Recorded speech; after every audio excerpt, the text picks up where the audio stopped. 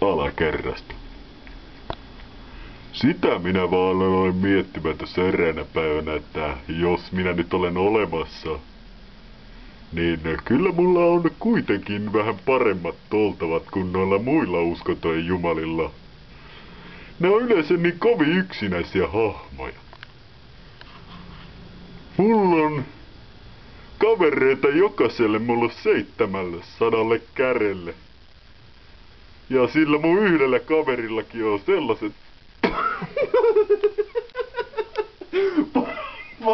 pasket.